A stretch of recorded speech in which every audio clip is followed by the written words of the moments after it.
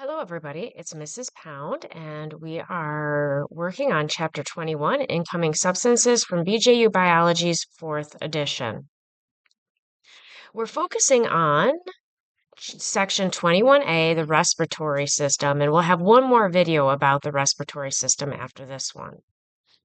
Our objectives today are to contrast the three phases of respiration and explain the mechanics of breathing and summarize the gas exchange process. So we're working on section 21.2, respiration.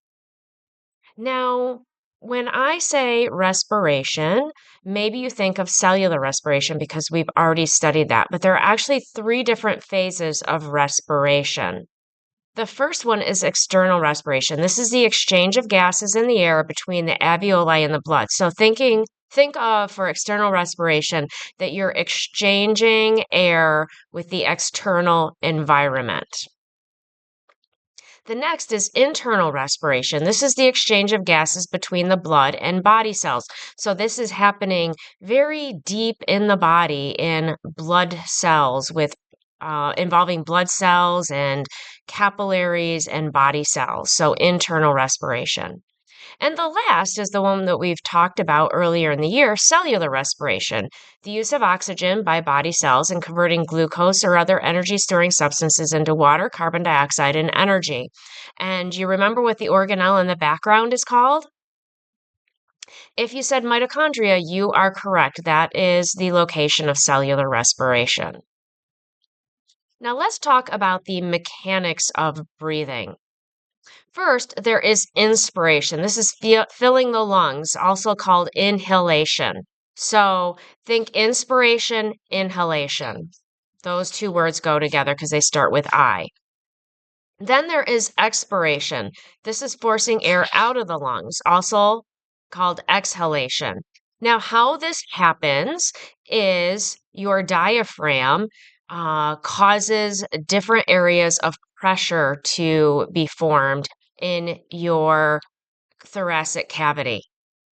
So, your diaphragm, what it does is when it contracts, it lowers down and creates an area of low pressure in the lungs. And so, air always moves from high pressure to low pressure because so it goes from outside to in.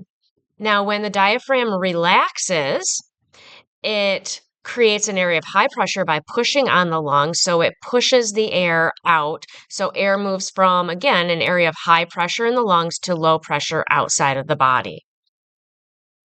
Now, there are different air volumes that we talk about in the lungs. The first is tidal volume. This is the air involved in normal breathing during sleeping. So even just very shallow breathing, you're not completely filling your lungs, just your normal breathing. There's also residual volume. This is air that cannot be forced out of the lungs. There's always a little bit of air left in the lungs that no matter how long you blow the air out, you're not going to get rid of it. There are a few other types of volume that we will also discuss in lab. Now, as far as exchange of oxygen and carbon dioxide with the blood, your blood contains a protein called hemoglobin. This is the protein that carries 98% of the oxygen in the blood and 15 to 25% of the carbon dioxide. So it binds to oxygen, carries it around your body. About 2% is just dissolved in the blood.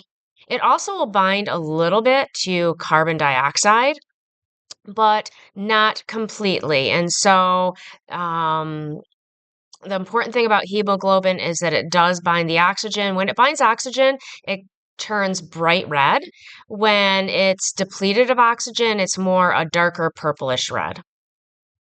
Now, most of the carbon dioxide in the blood, about 70%, is transported in the form of bicarbonate ions in the fluid of the blood. So there's a chemical reaction that happens and it is dissolved in the blood as bicarbonate ion, and that is how it is carried through the body and then expelled through the lungs.